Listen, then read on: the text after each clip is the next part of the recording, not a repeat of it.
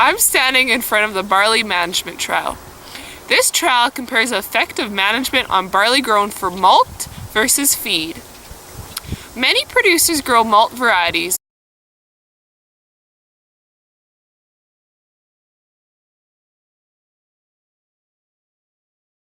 There are a number of feed varieties with yield potentials 15% greater than Metcalfe, which is the most commonly grown malt variety. Early seeding improves the chances of making malt grade. When growing malt, nitrogen management is an important consideration, as the protein content of grain should be in the range of 11 to 12.5%. This trial will compare the effective seeding date and nitrogen rate on 2-row feed and 2-row malt varieties. Now here's Mike with the rest of the story.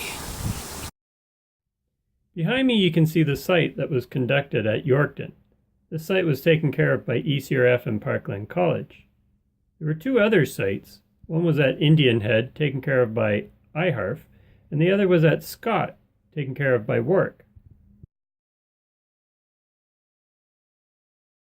Like Heather said, we looked at the impact of seeding date and nitrogen rate on the malt variety AC Metcalfe and the feed variety CDC Ostenson. The nitrogen rates evaluated between locations weren't quite the same. Rates of 40, 80, and 120 pounds per acre of actual nitrogen were evaluated at Indian Head and Scott, whereas rates of 60, 80, 100, and 120 pounds per acre of actual nitrogen were evaluated at the Yorkton site. So a total of 12 treatments were evaluated at Indian Head and Scott, and 16 treatments at Yorkton. As expected, the feed variety CDC Ostenson yielded significantly more than the malt variety AC Metcalfe. When averaged across seeding date and nitrogen rate, CDC Ostenson yielded 16% more at Yorkton and Scott and 5% more at Indian Head. Here are the main effects for Yorkton. You're looking at the effect of seeding date and nitrogen rate averaged over barley variety. If you compare the gold bars, you'll notice yield did not significantly differ between seeding dates.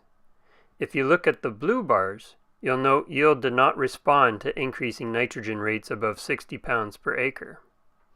While increasing nitrogen did not affect yield, it was increasing protein. Malt barley cannot exceed 12.5% protein, which is marked here by the red line. As you can see, most of the treatments would be rejected for malt based on excessive protein. Only when seeded in early May at the lowest nitrogen rate of 60 pounds per acre would AC Metcalfe have made malt. So, we will use this treatment for the economic comparison for growing malt versus feed. The prices used in this economic analysis are taken from the Saskatchewan Crop Planning Guide 2017. When AC Metcalfe was seeded early with 60 pounds per acre of nitrogen, it yielded 96 bushels per acre. At $5.44 per bushel for malt barley, it generated a gross income of $522 per acre. If AC Metcalfe had been sold as feed, it would have only been worth $3.22 per bushel, generating $309 per acre. Growing CDC Ostenson at this nitrogen rate yielded 115 bushels per acre and generated $370 per acre as feed. I didn't look at higher rates of nitrogen for the feed barley comparison because yield was not increasing much, and as a result the economics weren't improving.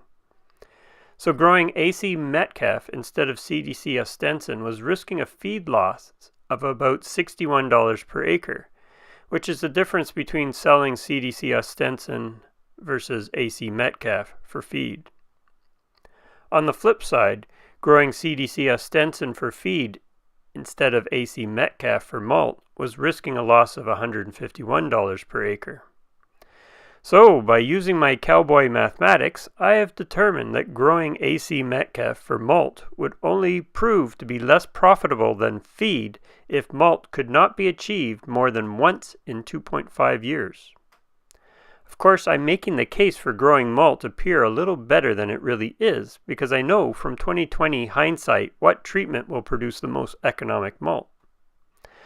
I've also haven't considered any production cost differences, which tend to be higher for malt production. Okay, let's now look at the results from Scott.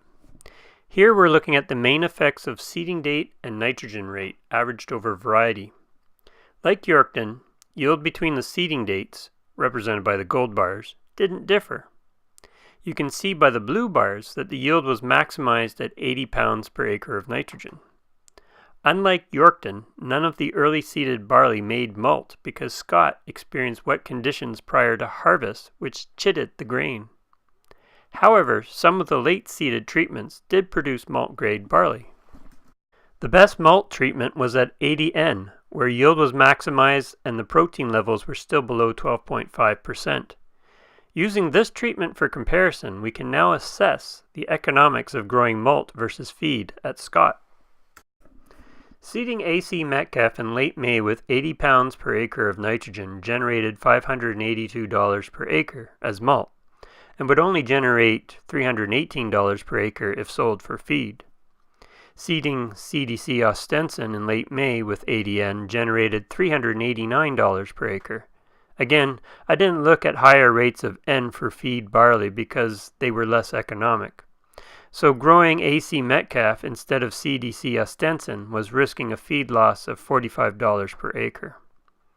Growing CDC Ostenson instead of Metcalf was risking a malt loss of $192 per acre. Thus, growing AC Metcalf for malt would only be less economic than growing CDC Ostenson for feed if malt could not be achieved better than once in 4.3 years. At Indian Head, achieving malt was possible with early or late seeding, and the economics were virtually identical. I've chosen to show the economics based on the early seeding date. When seeded early, AC Metcalf produced the most economic crop of malt barley at 80 pounds per acre of nitrogen. At this rate, yield was essentially maximized and protein was still under 12.5%. So this is our best malt treatment at Indian Head. AC Metcalf seeded in late May at 80 pounds per acre of nitrogen yielded 101 bushels per acre and generated $549 per acre as malt, and would only generate $325 per acre if it was taken for feed. While CDC Ostenson yielded more at 120 pounds per acre of nitrogen, the economics only improved slightly when the added cost of nitrogen was considered at 42 cents a pound. Therefore, I kept the comparison at 80 pounds per acre of nitrogen, where CDC Ostenson produced 110 bushels per acre and generated $354 per acre.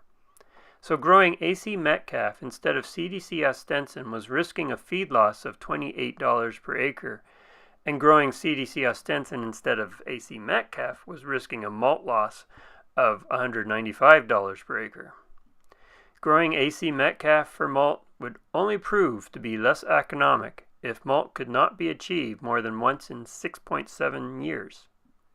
Essentially, the yield benefit from growing the feed variety CDC Ostenson was not very high at Indian Head compared to the other locations, so the potential benefit of growing the malt barley was higher.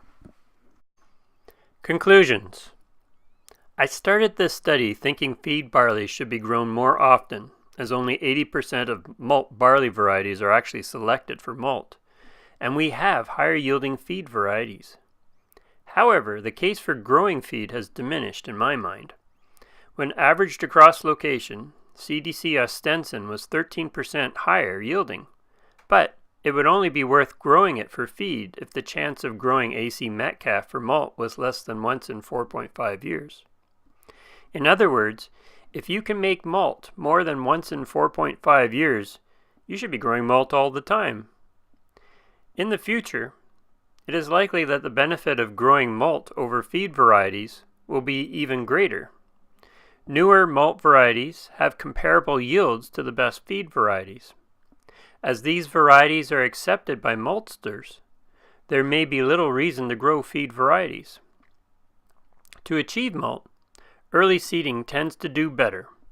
But you saw in this study that that wasn't always the case. So don't give up if you're seeding late. You can still produce a malt crop, but nitrogen management is going to be key. Excessive nitrogen increases protein past acceptable levels.